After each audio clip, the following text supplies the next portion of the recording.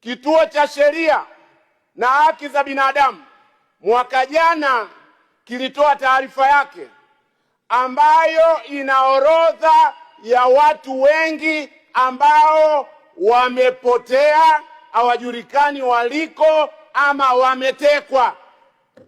Taarifa hiyo ilitanguliwa na taarifa ya Chama cha Wanasheria Tanganyika.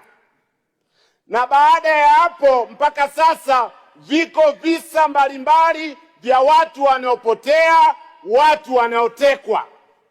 Nilitarajia, kwa sababu hii ni Wizara ya Utawala Bora, ni lazima tupate pia commitment kwamba kutakuwa na usalama dhidi ya visa vya watu kupotea na kutekwa.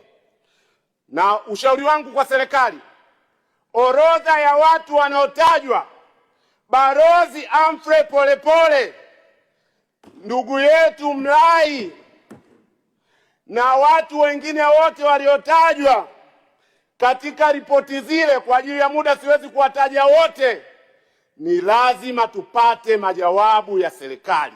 Pawe na uchunguzi huru dhidi ya watu wote waliopotea na kutekwa Tanzania. Hilo ni la pili nilitaka kulisema. Na ujumbe wangu wa kuhitimisha, kuhusu utaratibu. Mheshimiwa Katambi, taarifa. Asante Mheshimiwa Mwenyekiti.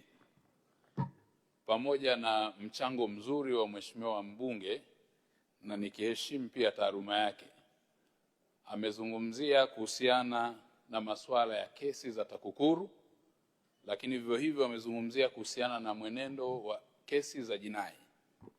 Naomba nimpe taarifa, nikitambua kwamba pia ni wakili msomi. Yapo mashauri ya jinai yanayoendelea kwenye mahakama zetu yanayohusiana na ubadhirifu na upotevu wa fedha za serikali, na kwa sababu ya muktadha wa takwimu, pale utakapohitaji tutakupatia.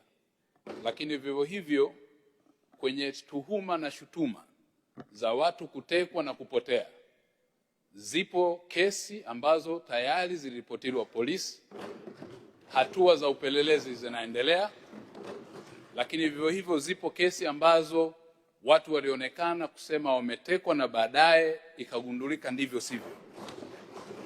Zipo shutuma nyingine nzito za kijinai ambazo jeshi la polisi linaendelea na uchunguzi nazo, na kwa kushirikiana na vyombo vingine vya kimataifa.